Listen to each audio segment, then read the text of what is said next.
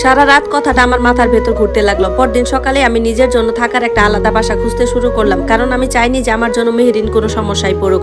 রুদ্র যদি এত দ্রুত বাবা মায়ের বাসার খোঁজ পেয়ে থাকে, তাহলে অন্যদের বিরক্ত করতেও তার সময় লাগবে না।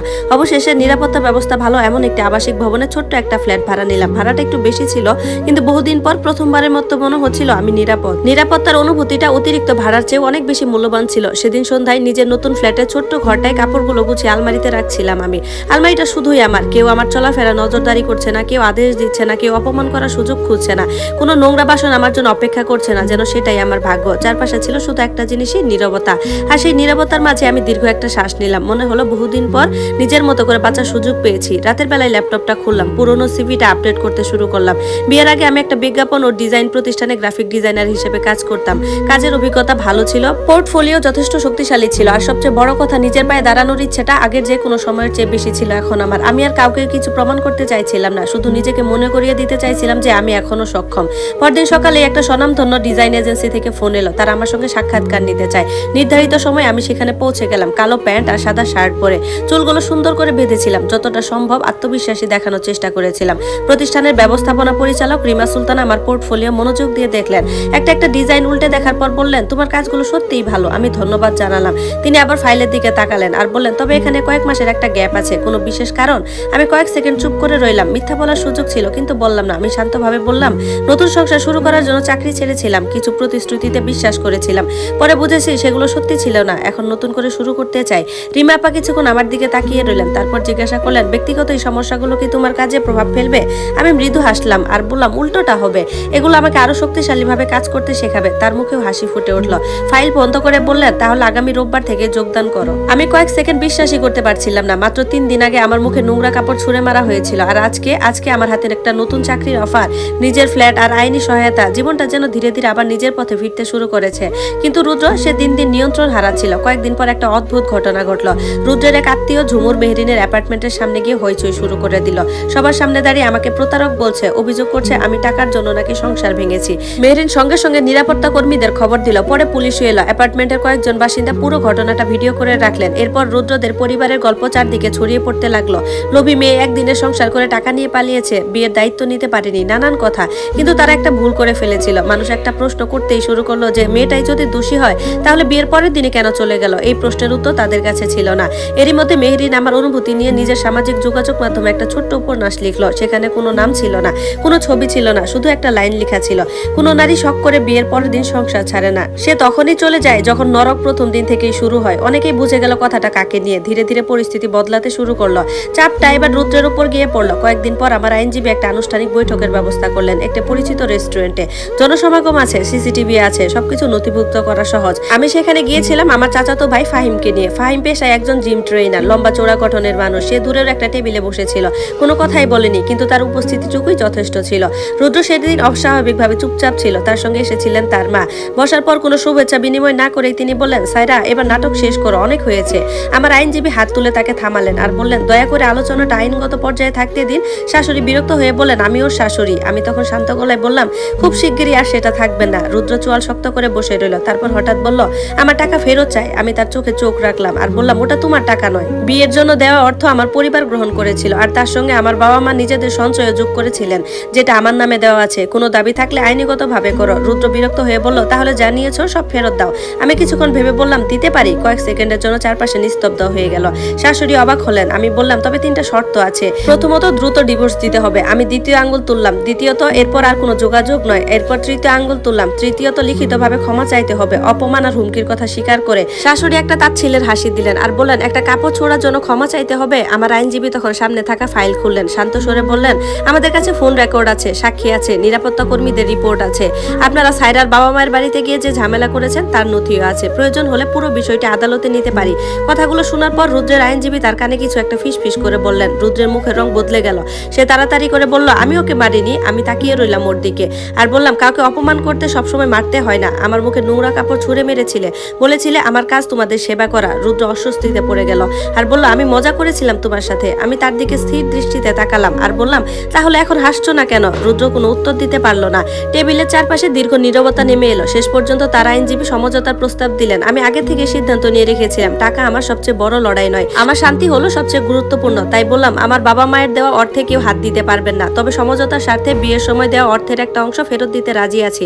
তারপর রুদ্রের দিকে তাকালাম, বিনিময়ে ডিভোর্সে সই করবে তুমি, আমাকে অনুসরণ করা বন্ধ করবে, আর আমার পরিবারকে নিয়ে কোনো মিথ্যা কথা ছড়াবে না। শাশুড়ি ক্ষোভে ফেটে পড়লেন আর বললেন চোর মেয়ে একটা। কিন্তু অবাক করার মতো ঘটনা তখনই ঘটলো। রুদ্র মাথা নিচু করে বলল, মা চুপ করো। ঠিক যেন বিশ্বাসই করতে পারছিলেন না তার মা। তিনি বললেন, কি বললি? বলেছি তো চুপ করো, যথেষ্ট হয়েছে।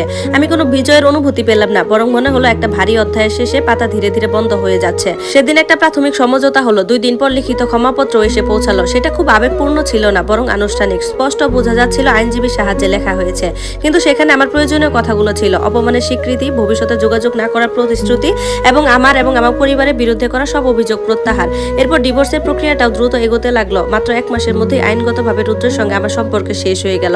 আমি আবার সাইরা রহমান হয়ে গেলাম। যদিও সত্যি বলতে আমি কখনোই সাইরা রহমান ছাড়া অন্য কেউই ছিলাম না। সময় ধীরে ধীরে এগিয়ে যাচ্ছিল, আর সেই সময়ের সঙ্গে সঙ্গে রুদ্রের পরিবার সম্পর্কে নানা খবরও কানে আসতে শুরু করলো। ভয়েস এন্ড ভিডিও, জান্নাত স্টোরি। শুনেছিলাম রুদ্রের মা শেষ পর্যন্ত বাসার কাজ সামলানোর জন্য একজন গৃহকর্মী রেখেছিলেন, কিন্তু কয়েক সপ্তাহের মধ্যেই সেই মেয়েটিও কাজ ছেড়ে চলে যায়। কারণ একটাই, খারাপ ব্যবহার, মানুষকে ছোট করে কথা বলা আর অকারণে অপমান করা। এটাও শুনেছিলাম রুদ্র নতুন করে কয়েকজন মেয়ের সঙ্গে পরিচিত হওয়ার চেষ্টা করেছে, কিন্তু অদ্ভুতভাবে সেই পুরনো ঘটনাটা তার পিছু ছাড়ছিল না। একদিন এক পরিচিত মানুষের কাছ থেকে শুনলাম, একটা অনুষ্ঠানে গিয়ে নাকি রুদ্রকে কেউ মজা করে বলেছিল, আজকে থেকে রান্নাঘরে পরিষ্কার কাপড় আছে তো, নাকি এখনো মানুষকে ময়লা কাপড় ছুঁড়ে মারো। কথাটা শুনে রুদ্র নাকি প্রচন্ড রেগে গিয়ে অনুষ্ঠান ছেড়ে বেরিয়ে হয়ে গিয়েছিল। আমি খবরটা শুনে কোনো আনন্দ পাইনি, কোনো প্রতিশোধের তৃপ্তি অনুভব করিনি, কারণ তখন আমার জীবনটা অন্যদিকে এগিয়ে গেছে। আমি নতুন অফিসে মন দিয়ে কাজ করছিলাম। 3 মাসের মাথায় আমার বেতন বাড়লো। 6 মাসের মাথায় আমি নিজের নেতৃত্বে প্রথম বড় প্রজেক্টের দায়িত্ব পেলাম। সেদিন অফিস মিটিংয়ে রিমা আপা আমার কাজ দেখে বলেছিলেন, তোমার কাজের মধ্যে আলাদা একটা ব্যক্তিত্ব আছে। আমি মুচকি হাসিয়েছিলাম আর মনে মনে বলেছিলাম, অবশ্যই আছে। এই ব্যক্তিত্বের জন্যই আমাকে অনেক মূল্য দিতে হয়েছে। জীবন ধীরে ধীরে আবার স্বাভাবিক হতে শুরু করলো। প্রায় প্রতি শুক্রবার মা বাবা আমার ফ্ল্যাটে আসতেন। মা প্রতিবারই খাবারের বক্স নিয়ে হাজির হতেন। আমি শতবার বলেছি যে আমি এখন নিজেই রান্না করি, কিন্তু তিনি যেন শুনতেই পেতেন না। আর বাবা, তিনি বাসায় ঢুকেই দরজা, জানালা, তালা, সুইচ বোর্ড সব পরীক্ষা করতেন। এটাই ছিল তার ভালোবাসা প্রকাশের নিজস্ব উপায়। সবকিছু ঠিকঠাক আছে কিনা সেটাই যেন তার সবচেয়ে বড় চিন্তা। মেহেরিনও নিয়মিত আসতো, কখনো কফি নিয়ে, কখনো মিষ্টি নিয়ে, কখনো আবার নতুন কোনো গল্প নিয়ে। আর আমার চাচাতো ভাই ফাহিম আমাকে আত্মরক্ষার কিছু মৌলিক কৌশল শিখিয়েছিল। আমি ভয়ে ছিলাম বলে নয়, আমি শুধু চেয়েছিলাম নিজের শরীরটাও যেন বুঝে নেয় আমার মন যা অনেক আগেই বুঝে গেছে, আমি দুর্বল নই, নিজের রক্ষা করার ক্ষমতা আমার আছে। দেখতে দেখতে একটা বছর কেটে গেল। মাত্র 1 বছর। যে বিয়েটা শুরু হওয়ার আগে শেষ হয়ে গিয়েছিল, সেই ঘটনার 1 বছর পার হয়ে গেল। এই 1 বছরে আমি নিজের টাকায় একটা প্রথম গাড়ি কিনলাম। গাড়িটা খুব দামি ছিল না, একেবারে নতুনও না, কিন্তু সেটি ছিল সম্পূর্ণ আমার পরিশ্রমের, আমার উপার্জনের, আমার অর্জনের। গাড়িটা কিনেই আমি সরাসরি বাবা মায়ের বাসায় চলে গেলাম। গেটের সামনে দাঁড়িয়ে হর্ন বাজালাম। মা রান্নাঘরে অ্যাপ্রন পরা অবস্থাতেই বেরিয়ে এলেন। গাড়িটা দেখে বিস্ময়ে বললেন, এটা কার? আমি হেসে বললাম, আমার। কিছুক্ষণ পর বাবা বেরিয়ে এলেন। গাড়ির চারপাশে ধীরে ধীরে হাঁটলেন, চাকা দেখলেন, দরজা দেখলেন, তারপর মাথা নেড়ে শুধু বললেন, ভালো হয়েছে। অন্য কারো কাছে এটা হয়তো সাধারণ একটা শব্দ, কিন্তু আমি জানতাম বাবার ভাষায় এর মানে আমি তোমাকে নিয়ে গর্বিত। সেদিন রাতে আমরা একসঙ্গে রাতের খাবার খেলাম। খাওয়া শেষ হওয়ার পর মা একটু ইতস্তত করে বললেন, একটা কথা জিজ্ঞাসা করব? আমি বললাম, করো। তখন বলল, তোর কি কখনো মনে হয় বিয়েটা না করলেই ভালো হতো? আমি কিছুক্ষণ ভেবে রইলাম, তারপর মাথা নেড়ে বললাম, না, বিয়ে করার জন্য আমার কোনো আফসোস হয় না। আফসোস হতো যদি আমি সেখানে থেকে যেতাম। ঘরের ভেতর কয়েক মুহূর্ত নীরবতা নেমে এলো। তারপর বাবা মাথা নেড়ে বললেন, এটাই আমার মেয়ে। অনেক মানুষ মনে করে বিয়ের দিনে একটা মেয়ের গল্পের সবচেয়ে গুরুত্বপূর্ণ অধ্যায়, কিন্তু আমি শিখেছি সবসময় তা হয় না।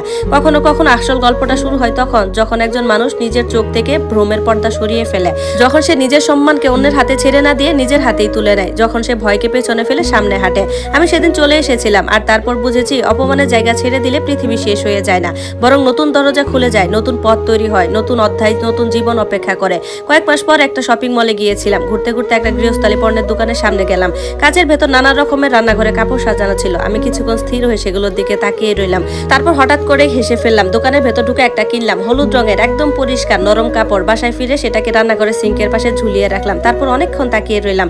একসময় যে জিনিসটা আমার কাছে অপমানের প্রতীক ছিল, আজ সেটা আর তা নয়। আজ সেটা আমাকে অন্য কিছু মনে করিয়ে দেয় একজন নারী নিজের কাজে নিজে করতে পারে, কিন্তু তাই বলে সে কারো দাসী নয়। মনে করিয়ে দেয় সম্মান কোনো সংসারে বিনিময়ে বিক্রি করা যায় না, কোনো সম্পর্কের বিনিময়েও না। আর এটাও মনে করিয়ে দেয় কিছু মানুষ তোমাকে নিয়ন্ত্রণ করতে না পারলে তোমার সম্মান নষ্ট করার চেষ্টা করবে, কিন্তু তাদের বিরুদ্ধে সবসময় চিৎকার করতে হয় না, সবসময় প্রতিশোধও নিতে হয় না।